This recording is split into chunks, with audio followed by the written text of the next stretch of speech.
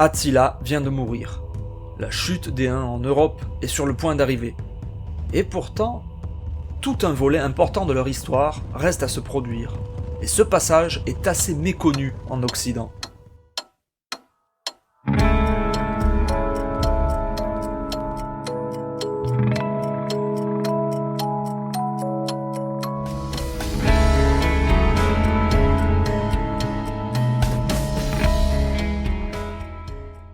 On avait laissé les Huns à la tête d'une confédération immense dont le leader charismatique prend un malin plaisir à ponctionner les richesses des empires romains, du moins jusqu'en l'an 453, qui marque ce qu'on appelle un coup d'arrêt. C'est même un modèle du genre, ça pourrait rentrer dans le dictionnaire comme définition du terme coup d'arrêt, et ça va se passer très vite. À la mort d'Attila, son fils aîné Elac hérite du pouvoir, mais se retrouve aussitôt contesté par ses frères Ernak et Dengizik. Il souhaite la répartition des différents peuples soumis, avec un découpage non pas territorial, mais ethnique, si on peut dire, car on l'a vu, il est difficile de parler d'unité ethnique, autant pour les Huns que pour les peuples qui font partie de leur confédération. Les nations inféodées aux Huns doivent donc être dispatchées aux héritiers, comme il était courant de le faire dans les steppes. Mais cette fois, il y a un léger détail qui va juste entraîner la fin de leur empire. Oui, la relative rapidité de leur expansion a eu une conséquence majeure qui diffère de leur premier temps. Malgré leur intégration, les différents composants de la troupe unique ont gardé leur culture, leur langue, leur religion, et aussi leur volonté de pouvoir. Là où dans les steppes, les autres étaient assimilés grâce à une base culturelle similaire, désormais ils étaient surtout fédérés. Tant que les Huns leur permettaient la richesse et un fort statut social, la vassalité pouvait être tolérée. Mais une succession de défaites et de quelques victoires trop peu fructueuses, puis une répartition comme un lot de bétail, vont entraîner la révolte des Gépides, Ruges, Suèves, Alains et Rules. Et après que Elac soit battu en 454, l'explosion totale de la troupe unique d'Europe. On est seulement 1 an après la mort d'Attila. Quelques Huns restants demandent même à être accueillis dans l'Empire d'Orient. L'éclatement se poursuit avec le retour des Ostrogoths qui prennent le contrôle de la Pannonie, le principal territoire unique, en 456. Le divorce est consommé. La société unique avait en fait un gros défaut, un unique projet. La conquête perpétuelle afin de se fournir en ressources et en richesses. Or, si cette perspective a attiré bon nombre de peuples pendant un temps, leur supériorité militaire s'est vue non seulement remise en question, mais surtout ces peuples avaient compris que l'aura et la puissance romaine avaient été acquises grâce à leur sédentarité.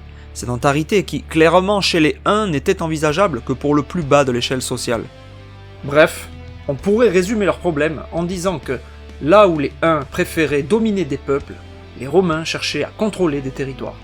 Autre problème, l'étalement géographique extrême de l'Empire unique en relativement peu de temps et la concentration de l'élite dominante à l'ouest avaient provoqué des dissensions à l'est. Les anciens vassaux délaissés s'étaient déjà révoltés à de nombreuses reprises, forçant même Ruga puis Attila à retarder leurs plans en Europe pour envoyer des forces vers l'Asie et ramener les dissidents à la raison. Mais désormais les forces uniques ne le permettent plus.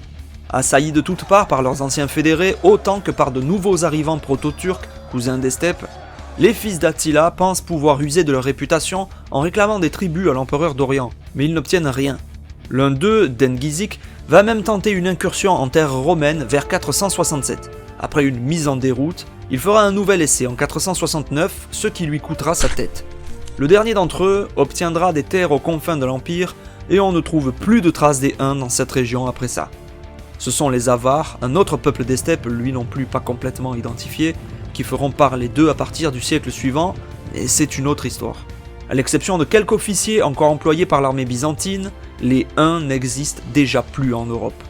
En Europe, car après la mort d'Attila, s'ils disparaissent d'Europe en quelques années, en Asie du Sud, ils n'ont pas encore fini de faire parler d'eux. Et ce point de l'histoire reste assez méconnu chez nous. Déjà signalés depuis le IVe siècle, ils font des incursions dans l'empire perse sassanide au siècle suivant. En particulier, les Kidarites mettent en difficulté le pouvoir local au point de provoquer le déplacement de la capitale vers le nord afin de se rapprocher de la menace. Différents groupes d'assaillants sont cités, mais ils sont alors globalement connus comme faisant partie des peuples Hunna. Aujourd'hui, on les considère généralement comme distincts des Huns, mais franchement, il y a débat. Il pourrait s'agir d'une branche sœur ayant perdu contact avec la branche de l'Ouest, ou éventuellement de divers peuples autrefois inféodés aux Huns, ou un regroupement nouveau de cultures uniques mais avec de nouveaux leaders, c'est pas vraiment établi. Alors le fait que je fasse un lien entre Hunna et Huns est une interprétation de ma part, tout comme le rapprochement avec les Xiongnu de la première partie. Mais bon, vu que les écrits indiens évoquent les Huna pour désigner les Xiongnu dès le 1er siècle avant Jésus-Christ, à l'inverse, au 3e siècle, un moine chinois traduit à son tour Huna par Xiongnu. Des textes connus comme les lettres sogdiennes mentionnent aussi la destruction d'une ville chinoise par les Xiongnu, mais l'auteur les appelle Hun. Enfin, après la mort d'Attila, les vestiges récemment découverts au Kazakhstan confirment la présence des Huns européens dans ce secteur situé aux portes de la Perse. Tout ça commence à peser, donc je dirais que malgré des différences génétiques qui s'expliquent aisément et qui sont habituelles chez ces peuples, il existe, à minima, une forte continuité depuis les Xiongnu jusqu'aux Huna en passant par les Huns. Bref, tout comme ceux de l'Ouest, ces Huns de l'Est présentent les mêmes caractéristiques pour ce qui est de l'intégration d'autres peuples, les tactiques guerrières, l'aura de terreur, la perception de tribus ou le mercenariat, notamment pour le compte des Sassanides. À la fin du 5e siècle, ils déferlent aussi en Inde, puis ravagent la plaine du Gange et s'installeront même momentanément dans le Punjab. Successivement, plusieurs groupes uniques vont déferler sur la Bactriane et le bassin du Gange. Ils sont globalement connus comme les Huns blancs, ou encore Hephthalites du côté byzantin, Yeda en Chine et Shvetahuna en Inde. Cette désignation de Hun blanc n'est pas liée à une particularité physique, mais correspond à une distinction courante chez les peuples des steppes qui distinguaient des origines régionales selon les points cardinaux, associés à 4 couleurs, noir pour le nord, blanc pour l'ouest, bleu ou vert pour le sud, et rouge pour l'est. D'ailleurs, d'après des auteurs indiens, ce sont les Huna noirs qui avaient émigré vers l'ouest jusqu'en Europe, autrement dit les Xiongnu du nord. Et maintenant, ce sont des Huns blancs, comme l'ouest, qui déboulent. Continuité. Après avoir établi de brèves dynasties, les Huns blancs finissent par s'effondrer à leur tour, sous la pression des Rajas indiens d'un côté, et de l'union des Perses et des Kuk turcs de l'autre. Comme pour l'Empire d'Occident, leur impact est lié à tort ou à raison à la chute de l'Empire Gupta, qui domina le nord de l'Inde pendant 2 siècles avant leur arrivée. Les Huns blancs seront imités ensuite par les Halkon, connus pour leur razzia sur les cités indiennes, puis les Nezak, mais tous sont désignés Huna. Tiens, et une des traductions possibles de Halkon est un rouge, de l'Est.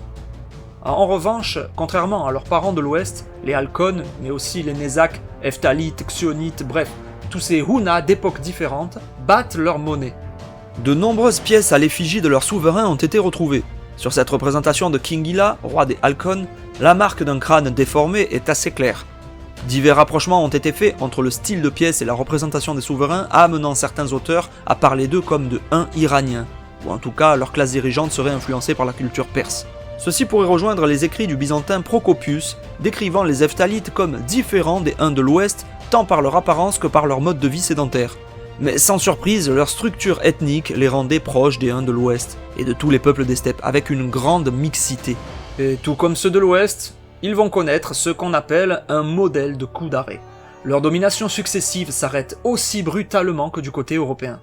Leur influence, persistante notamment dans l'actuel Afghanistan et le Rajasthan, s'éteindra complètement avec l'islamisation de ces régions entre le 7e et le 8e siècle. Le souvenir qu'ils ont laissé de leur passage n'a rien d'étonnant. Les écrits sogdiens, persans et indiens présentent tous les Huna comme des envahisseurs terribles et violents. Côté perse, on souligne pourtant leur tolérance religieuse et une forte adaptabilité pour les langues locales comme pour les coutumes. On considère d'ailleurs qu'ils ont fini par être assimilés par les populations et qu'ils comptent parmi les ancêtres des habitants des régions sous leur influence. Ceci se rapproche en soi un peu plus de la vision germano-hongroise. La menace qu'ils représentaient est très probablement le motif de la construction de la Grande Muraille de Gorgan, un complexe de forteresses relié par un large rempart de près de 200 km de long, construit entre le 5e et le 6e siècle. Tiens, ça m'évoque un truc. Du côté de l'Inde, où plusieurs communautés se réclament aussi de la lignée directe des Huna, plusieurs de leurs souverains ont laissé un souvenir tempéré. Certains se seraient même illustrés dans les pratiques religieuses bouddhiques et hindouistes, preuve de plus de la grande capacité d'intégration de ces peuples dans des cultures diverses. On trouve cependant plusieurs récits de violence, de saccage, de sauvagerie même, de la part d'autres de ces rois. L'un d'eux se serait d'ailleurs amusé à balancer des éléphants du haut d'une falaise, pour voir ce que ça faisait. Vérité ou exagération, difficile à dire. Mais sur ces points, la vision indienne se rapprocherait donc assez du point de vue romain. D'autant que la chute de l'Empire Gupta marque la fin d'une période historique importante. Au final, les Huns ont réussi l'exploit d'avoir fait parler d'eux dans toute l'Eurasie, depuis l'Inde jusqu'en Gaule, en passant par l'Italie, Constantinople, le Caucase et l'Iran en moins de 500 ans. Mais toutes ces empreintes ne permettent pas de lever encore un mystère, leur langue. Déjà, ils ne connaissent pas l'écriture, mais en plus, les écrits contemporains n'ont pas laissé suffisamment de traces pour tirer des conclusions définitives. On va quand même voir ce qu'on peut dégager et jeter un œil sur l'ensemble des noms uniques qu'on connaît. Déjà, on sait, d'après Priscus, que de nombreuses langues sont parlées parmi leurs sujets. L'étude des noms de personnages et de tribus uniques montre bien ces très nombreuses influences, ce qui complique la tâche. En les classant par ordre chronologique, on voit même une évolution logique avec les changements territoriaux de l'Empire unique. Dans les premiers temps, l'influence est uniquement d'Asie centrale et de l'Ouest, puis une période gothicisante s'installe, elle disparaît ensuite, laissant la place à celle du Caucase et de la Perse. L'influence indienne est aussi perceptible à la fin. Si on ajoute l'analyse du nom des différentes tribus uniques, on constate cette fois que l'influence asiatique reste prédominante. Tout ceci confirme bien ce qu'on a évoqué jusqu'ici, autant pour la grande capacité d'intégration d'éléments extérieurs, comme pour l'origine culturelle et géographique du cœur de leur culture, originaire d'Asie centrale. Avec aussi peu d'éléments et autant d'influences étrangères perturbatrices, la langue unique elle-même ne peut pas être recréée.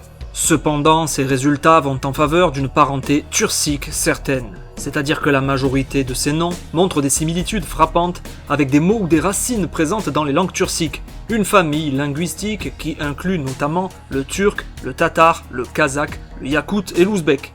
Mais parenté ne veut pas dire filiation, le unique n'est pas un ancêtre commun à ces langues, c'est une branche divergente. La théorie majoritaire la considère comme une langue ougoure, branche des langues turciques dont il ne reste qu'une seule survivante aujourd'hui, le tchouvache, parlé par une minorité ethnique en Russie. Voici donc la dernière chose qui, de nos jours, peut vaguement ressembler au unique. Шубашкарды яхтинг компаниялары перходузы гурмалы маскызы макларасыне худыяны. Предприятие ядарлы оборудование туяны унын вайхваджи уихне вижи миллион фиделев хадерем клармашикелем. Fabrique en République Poche-Tv. Enfin, avec leur chute brutale et leurs nombreuses assimilations dans de nombreux peuples différents, clairement, les Huns n'ont pas laissé de descendants directs aujourd'hui. Déjà, après plus de 1500 ans écoulés, toute idée de descendance en droite ligne est un fantasme aberrant. Sérieusement, si vous n'y croyez pas, prenez une calculatrice puissante et comptez le nombre d'ancêtres de l'époque que vous aviez. Avec, disons, 4 générations tous les 100 ans, ça fait 60 générations à remonter. Vous vous retrouvez avec un nombre dépassant la population totale de la planète de très très loin. Donc tout individu de cette planète ayant vécu à cette époque est mathématiquement votre parent. Pourtant, nombreux rattachent encore les Huns directement aux Hongrois, ou aux Bulgares, ou aux Mongols, ou aux Turcs, ou aux... Oh, la liste est longue.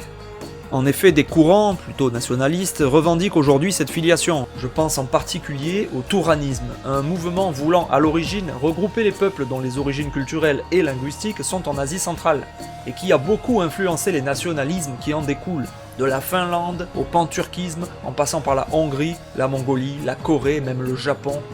Leur parenté avec les Huns ou tout autre peuple des steppes est certaine, mais la filiation directe est juste mathématiquement aberrante. Tout nationalisme se base sur des racines ancestrales glorieuses. Il faut donc passer par une simplification historique à l'extrême, à la limite de la falsification. Au-delà de cette limite.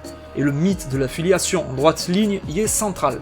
Bien sûr, il n'y a pas que les Huns concernés. On peut citer aussi la Macédoine historique d'Alexandre le Grand, montée en mayonnaise avec l'état actuel de Macédoine. Quoi qu'il en soit, il est tout à fait étonnant et paradoxal de voir que des nationalistes, qui revendiquent donc une identité à part, cherchent autant à se rattacher aux Huns, une civilisation unanimement connue pour être très diversifiée sur le plan ethnique, comme l'archéologie le prouve, assimilatrice, mais aussi d'une grande tolérance religieuse. Après tout, on n'est pas à une contradiction près. Alors, au final, qui étaient vraiment les Huns ?